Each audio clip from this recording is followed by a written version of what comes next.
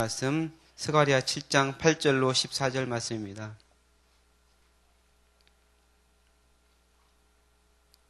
스가랴 7장 8절로 14절 말씀 다 같이 한 목소리로 봉독하도록 하겠습니다.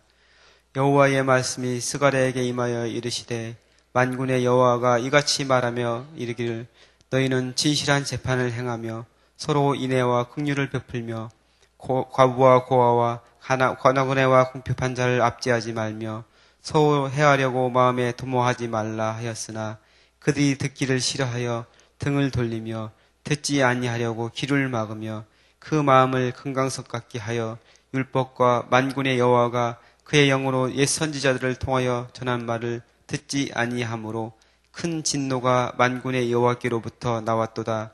내가 불러도 그들이 듣지 아니한 것처럼 그들이 불러도 내가 듣지 아니하리라. 만군의 여호와가 말하였느니라. 내가 그들을 바람으로 불어 알지 못하던 여러 나라에 흩었느니라.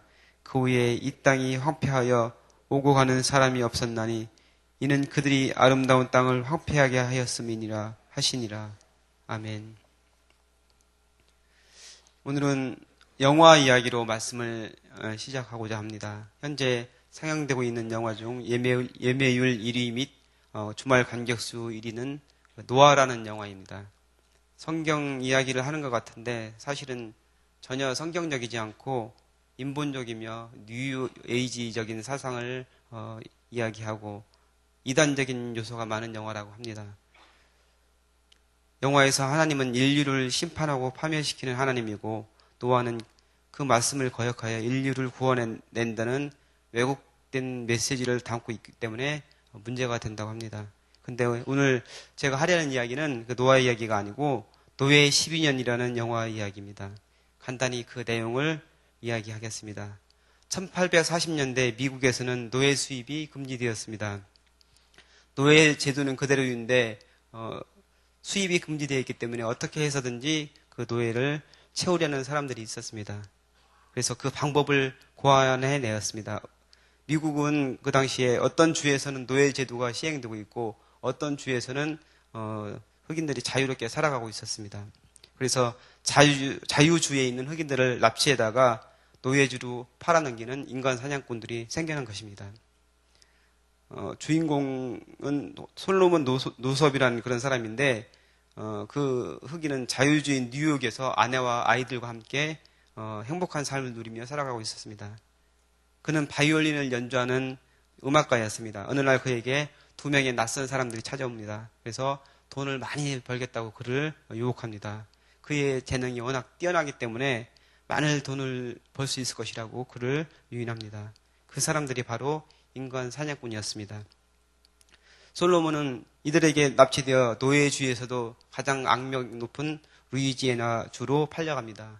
이름도 솔로몬에서 플랫이라는 이름으로 개명되어서 노예로 살아갑니다. 첫 번째 주인은 그래도 나아 보이는 듯한 사람입니다. 두 번째 주인은 아주 포악한 사람이었습니다. 첫 번째 주인이 그에게 그의 재능을 인정해주고 바이올린까지 사주는 그런 은혜를 베풉니다. 매일매일 그와 다른 노예들에게 성경 말씀도 읽어줍니다. 하지만 그 주인은 결정적인 순간에 솔로몬을 악랄한 주인에게 넘겨버리고 맙니다. 그 악한 주인 밑에서 그는 노예로 짐승과 같은 대접을 받고 살아갑니다. 그와 같이 처음에 팔려갔던 그 흑인 노예가 한 사람이 있는데 그에게는 그 자녀들이 3명이 같이 있었습니다. 근데 노예 상인들은 돈 몇 푼 때문에 그들을 따로따로 뿔뿔이 흩어서 다른 곳으로 팔아버리고 맙니다. 그들에게 노예는 사람이 아니라 소나 말과 같은 그런 존재일 뿐이었던 것입니다. 솔로몬은 그러다가 그를 도와주는 한 사람을 만납니다. 성경에서 말하는 선한 사마리아인과 같은 그런 사람을 만나서 극적으로 구조가 됩니다. 뉴욕에 있는 그의 친구들에게 편지를 보내서 그 친구들이 찾아와서 그를 구조하게 됩니다. 그렇게 해서 그의 12년간의 노예 생활은 끝이 나게 됩니다. 이 이야기는 1840년대 미국에 있었던 실화를 바탕으로 만든 영화입니다. 근데 지금 2014년 현대를 살아가는 대한민국에도 이와 똑같은 일들이 벌어졌습니다. 보도를 통해서 접해보신 분들 알겠지만 전남 신안에 있는 한 섬에서 그 염전이 있었는데 거기서 일하던 장애인 노동자 두 사람이 임금도 받지 못하고 감금과 폭행을 당하다가 경찰에 구출된 일이 있었습니다.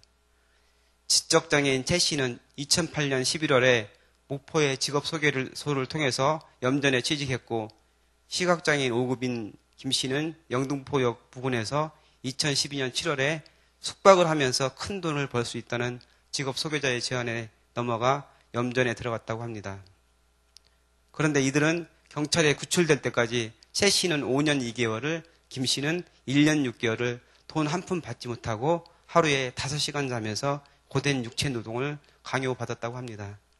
염전 주인 홍 씨는 툭하면 몽둥이와 쇠파이프, 삽으로 두들겨 패고 창고에 스티로폼 하나 깔아놓고서 거기서 자기 하면서 감금해놓고 사람 이하의 대접을 하였다는 것입니다. 견디다 못한 이 사람들은 3번씩이나 탈출을 시도했는데 그때마다 감시가 심하기 때문에 실패하게 됩니다. 그러다가 올해 1월달 김 씨가 읍내에 나왔을 때 몰래 적은 편지를 서울에 있는 어머니에게 보내는데 성공하여서 극적으로 구출되었다고 합니다. 그런데 어쩌면 이렇게 노예 12년하고 우리나라의 그 현대판 노예하고 똑같은지 모르겠습니다. 브로커가 큰 돈을 벌 수 있겠다고 유인하여서 팔아넘겨서 노예로 살아가게 된 것이나 몇 번의 탈출 끝에 편지를 통해서 국적으로 구출된 것이 너무나 똑같습니다. 그런데 단지 노예 12년은 1800년대 미국에서 일어난 사건이고 염전 노예 사건은 21세기를 살아가는 우리나라에서 일어나는 사건이라는 것입니다. 이 사실이 알려지면서 사회에 큰 파장이 일게 되었습니다. 더 놀라운 것은 특별수사팀이 구성되어서 전국에 있는 염전과 양식장을 조사했는데 그 결과 무려 370명의 염전 노예가 추가로 발견되었다고 합니다. 이들은 대체로 장애인, 실종 가출인, 무용고자, 수배자, 불법 체류자들 이런 사람들이라는 것입니다. 그런데 이 사건의 충격적인 것은 최 씨와 김 씨를 구출한 것은 그 지역의 관할 경찰서나 파출소가 아니라 서울 고루경찰서 소속의 실종수사팀이라는 것입니다. 그 지역의 경찰이나 파출소에서는 알고 있음에도 불구하고 눈 감아 주었거나 직무유기를 했을 가능성이 있다는 것입니다. 논란이 거세지자 목포 경찰서는 관할 도서 파출소 경찰 87명 가운데 74명을 교체했다고 합니다. 그리고 더욱 놀라운 것은 마을 주민들입니다. 그들은 염전에서 그들이 받는 학대와 착취를 알고 있었지만 아무도 아무런 조치도 하지 않았습니다. 누구 하나 나서서 그들을 도와주는 사람이 없었습니다. 오히려 최 씨와 김 씨가 그곳을 탈출을 시도할 때 주인 홍 씨에게 그 사실을 얘기해서 다시 그 사람들이 그 지옥과 같은 곳에서 노예생활을 할 수 있도록 했다는 것입니다. 정말 믿기지 않는 일이 우리 주위에서 일어나고 있는 것입니다. 오늘 본문 말씀을 같이 살펴보겠습니다. 어제 금식에 관한 말씀에 이어지는 부분입니다.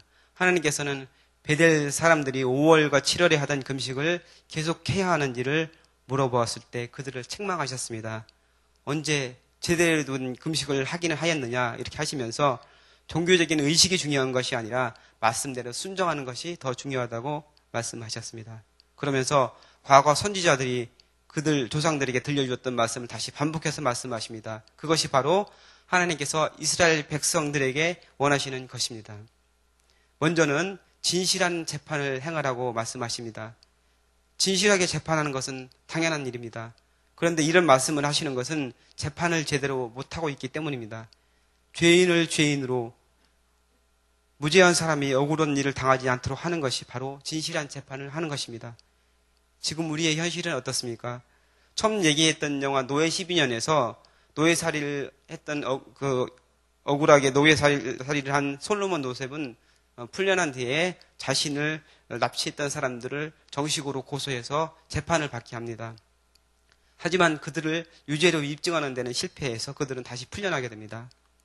우리나라 염전 노예 사건도 사실은 올해 처음 일어난 게 아니고 2006년에도 똑같은 일이 있었다고 합니다. 근데 그럼에도 불구하고 관계자들에 대한 처벌이 없이 유야무야하다가 똑같은 사건이 다시 재발된 것입니다. 돈이 있고 힘 있는 사람은 보석으로 풀려나고 가난하고 가진 것 없는 사람은 아주 작은 잘못에도 중보를 받는 것이 우리 사회가 아닙니까, 지금? 이스라엘 백성들에게 선지자들이 들려줬던 두 번째 메시지가 있습니다. 형제간에 서로 사랑하고 긍휼을 베풀고 이웃을 돌보라는 것입니다. 먼저는 가족과 친척에 대해서 잘 대하라는 것입니다. 그리고 과부와 고아, 나그네와 궁핍한 자를 압제하지 말며 하나님의 사랑으로 그들을 돌보라는 것입니다. 하나님께서는 낮은 자의 하나님이십니다. 긍휼이 무한하신 하나님이십니다. 구약 성경을 읽으면서 제가 하나님의 무한하신 사랑에 대해서 크게 다가온 구절이 있습니다. 신명기 25장 4절 말씀에 일하는 소의 입에 망을 씌우지 말라는 말씀이었습니다. 하나님께서는 가축인 소까지도 생각하셔서 일을 시킬 때 잔인하게 대하지 말라고 말씀하셨습니다. 소까지 생각하시는 하나님께서 사람에 대해서는 어떠실까요?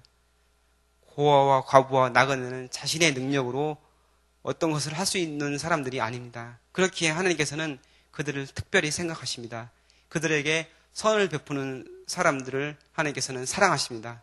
말로만 하는 것이 아니라 실제적인 행동으로 하는 그런 사람을 하나님께서는 기뻐하시는 사람이라고 말씀하십니다. 예수님께서 누가 우리의 이웃이냐 이렇게 율법 교사가 물어보았을 때 선한 사마리아인의 비유를 들려주었습니다. 강도 만난 사람의 생명을 구해주고 치료해주고 은혜를 베푼 그 사람이 바로 강도 만난 사람의 이웃이라는 것입니다. 교회에서 기도하고 예배 드릴 때는 믿음이 좋은 것 같고 하나님의 사람인 것 같은데 삶의 자리에서는 전혀 예수의 향기가 나지 않는 그런 사람이 있을 수 있습니다. 염전 노예 사건에서 가장 화가 나는 것은 이웃 사람들의 태도입니다. 그들은 장애인, 노숙자, 연고가 없는 그 사람들이 그러한 착취와 폭행을 당하는데 그것을 별스럽지 않게 생각했다는 것입니다. 염전 주인이 장애자와 무연고자를 걷어주면서 먹여주고 재워주고 하는 것이니까 잘하는 것이다. 이 사람은 훌륭한 사람이다. 오히려 이렇게 생각을 했다는 것입니다. 그들이 5시간도 자지 못하면서 하루에 19시간 이상을 노동을 착취당하고 폭행당하는 것에 대해서는 그거 그럴 수도 있지. 그 사람들 뭐 제대로 된 사람도 아닌데 이런 식으로 생각을 했다는 것이죠. 그 섬에서 정상적으로 임금을 주고 사람에게 일을 시키는 것은 바보이고 염전 노예가 많을수록 부자라는 인식이 팽배해져 있었다는 그런 얘기를 제가 들었습니다. 죄에 대한 기준 자체가 이 사람들에게는 모호해져 있었던 것이죠. 제가 처음에 말씀드린 노예 12년 그 영화에서 첫 번째 주인은 착한 사람처럼 보입니다. 노예들에게 잘해주려고 노력하고 성경책도 읽어주고 좋은 사람 같습니다. 하지만 그는 자신에게 손해가 가지 않는 범위에서만 노예들을 보호해줍니다. 자신의 이익과 연관하여 조그만 문제라도 생길 것 같아 보이자 가차없이 자신에게 속한 노예를 다른 사람, 아주 악랄한 그 노예 주인에게 넘겨버리고 맙니다. 그러면서 자신은 성경책을 읽으면서 위안을 삼는 것입니다.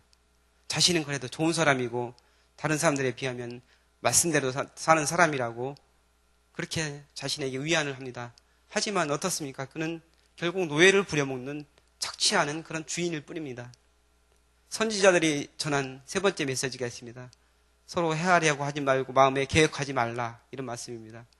하나님을 섬긴다고 예배드리고 말씀을 듣는 하나님의 백성이 마음 가운데 다른 사람을 해치려는 계획을 세운다는 것이 말이 되겠습니까? 하지만 그렇게 말씀하고 있다는 것은 이스라엘 백성들이 그렇게 살았다는 것입니다. 하나님께서는 아무리 말씀하셔도 그들은 그 말씀에 귀를 기울이지 않았습니다. 그러면서 종교적인 열심이 있어가지고 제단에 재물을 가지고 나왔습니다. 금식하고 하나님을 위하고 있다고 착각하고 있었습니다. 하지만 하나님께서 말씀하시는 것은 예배드리는 행위보다 더 중요한 것이 있다는 것입니다. 하나님의 뜻을 깨닫고 그 뜻대로 살아가는 것이 더 중요하다는 것입니다. 아무리 백성을 불러도 그들이 듣지 않자 하나님께서는 귀를 막아 버리셨습니다. 그래서 이스라엘 백성이 아무리 부르짖어도 듣지 않으시겠다고 말씀하셨습니다. 그리고 그들을 바람으로 불어서 알지 못하는 여러 나라에 흩으시고 그 땅이 황폐하게 되었다고 말씀하셨습니다. 이스라엘 백성은 이렇게 하나님의 말씀을 멸시하여서 이방의 포로로 잡혀가는 신세가 된 것입니다. 그러한 전철을 다시 밟지 말라고 하나님께서는 오늘 말씀하고 계십니다. 노예 12년에 나오는 첫 번째 주인처럼 또는 염전 노예 이웃 사람들처럼 우리도 어쩌면 그렇게 살아가고 있는지 모릅니다. 교회에서는 신앙인의 모습으로 열심인 것 같지만 삶의 자리에서는 죄가 죄인지도 모르고 살아가고 있습니다. 주님과 늘 동행하면서 성령의 음성에 민감해야 합니다. 그렇게 할 때 우리의 모습이 보이고 이웃의 모습이 보입니다. 오늘 본문 말씀 중에 9절과 10절에 나와 있는 서로라는 말씀이 눈에 크게 들어옵니다. 서로 사랑하고 서로 용납하고 서로 긍휼을 베풀라고 말씀하십니다. 우리는 서로에게 어떤 이웃이 되어야 할지 다시 한번 생각해보는 시간이 되시기를 주님의 이름으로 축복합니다. 기도하시겠습니다. 사랑의 주님, 오늘도 말씀을 통해 깨닫게 하시니 감사합니다. 신앙의 모습은 그리스도인 같은데 삶의 자리에서 우리의 모습은 그렇지 못할 때가 많습니다. 용서하여 주옵소서. 날마다 주님과 동행하며 하나님께서 기뻐하시는 그런 삶을 살 수 있도록 하여 주옵소서. 성령의 음성에 민감하게 하시고 선한 사마리아인과 같은 성도들 될 수 있도록 주님께서 인도하여 주옵소서. 감사드리며 예수님의 이름으로 기도하옵나이다. 아멘. 네, 오늘 같이 드리실 공동기도문 교육입니다. 교독하시겠습니다. 10년, 20년, 아니 주님 재림하실 때까지 내다보며 다음 세대를 사랑으로 품고 세워가게 하옵소서.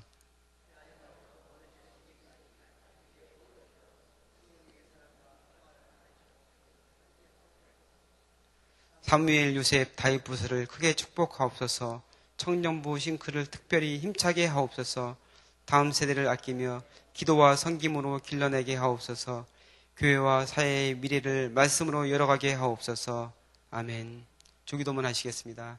하늘에 계신 우리 아버지, 아버지의 이름을 거룩하게 하시며 아버지의 나라가 오게 하시며 아버지의 뜻이 하늘에서와 같이 땅에서도 이루어지게 하소서. 오늘 우리에게 일용할 양식을 주시고 우리가 우리에게 잘못한 사람을 용서하여 준 것 같이 우리 죄를 용서하여 주시고 우리를 시험에 빠지지 않게 하시고 악에서 구하소서. 나라와 권능과 영광이 영원히 아버지의 것입니다. 아멘. 같이 기도 제목 나누겠습니다. 지금 들은 말씀이 내 삶으로 이어지게 하옵소서. 담임 목사님의 미국 사역을 위해서 기도해 주시기 바랍니다. 맥알렌 장로교회 달라스 연합교회 붕해와 말씀 묵상 세미나에 하나님께서 능력을 더하시고 담임 목사님에게 영육간의 강건함을 허락하여 주옵소서. 권사의 사순절 기도회를 통해 예수님의 십자가를 깊이 묵상하게 하옵소서. 제자반 3기 수요반에 참여하는 성도들이 예수 그리스도의 참 제자가 되게 하여 주옵소서. 전도 특공대 전도 사역에 능력을 더해 주시고 열매가 나타나게 하소서. 그리고 오늘 저녁 수요예배에 많은 성도들 나와서 은혜 받게 하소서. 이렇게 기도 제목 주님께 아뢰시고 여러분 가지고 나오신 기도의 소원을 주님께 아뢰신 후에 자유롭게 돌아가시기 바랍니다. 기도하시겠습니다.